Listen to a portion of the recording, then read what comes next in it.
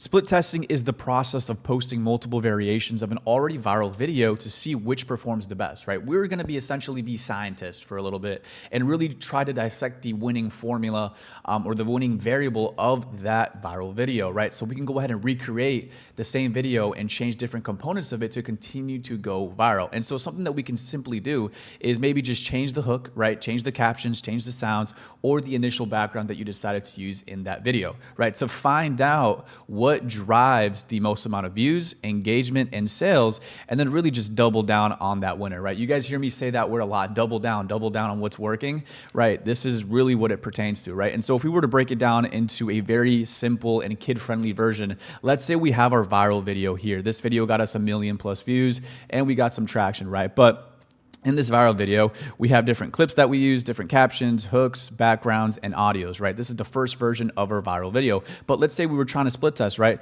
We make a second version of this already viral concept, right? But we essentially keep the clips the same, caption the same, hook the same, background the same, but we decide to choose a different audio to see if it's either drive sales or lower sales, right? We're really just trying to test here, right?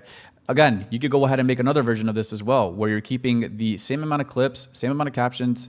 Maybe we change the hook, keep the background the same, keep the audio the same, right? Boom, we have another version right here. What I'm really trying to say here is that you want to test one single variable at a time to effectively track the data, right? Because if we're trying to change too many variables at once, we're not going to be effectively able to see what really made that pivotal difference to make us go viral again. And so what I'm trying to say here is that essentially when you have a viral video, you can realistically make over 4 different versions of that already winning concept, already went viral video. You know what I'm saying? And so really this is how you squeeze and do the most when it comes to, I guess like, this is like the smart way of finding longevity behind a viral video and really just squeezing the crap out of it, squeezing all the juice out, pause, and being able to effectively track data to make you more money in the future, okay?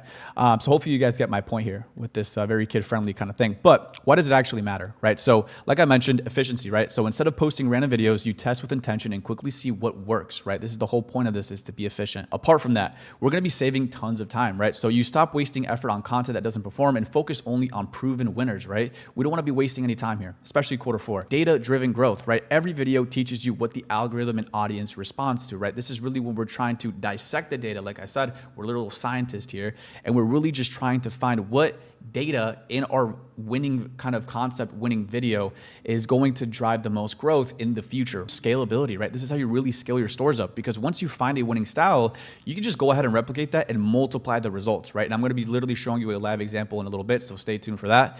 And intentionality, right? You're no longer hoping, you're no longer guessing for a viral video. You're strategically engineering virality to where you can go ahead and replicate this for however long you can, right? And so we're no longer playing a game of gambling here with dropshipping, right? A lot of people like to be like, oh, you just got lucky with this video, blah, blah, blah, blah, blah. Yes, a lot of people do get lucky, don't get me wrong, but when you are part of the 1% that actually knows the game, right, and has a little bit of ball knowledge, you can literally replicate this and strategically engineer virality, right? And this is how you really take, dropshipping from a part-time thing to a full-time thing where you're literally printing money out of thin air.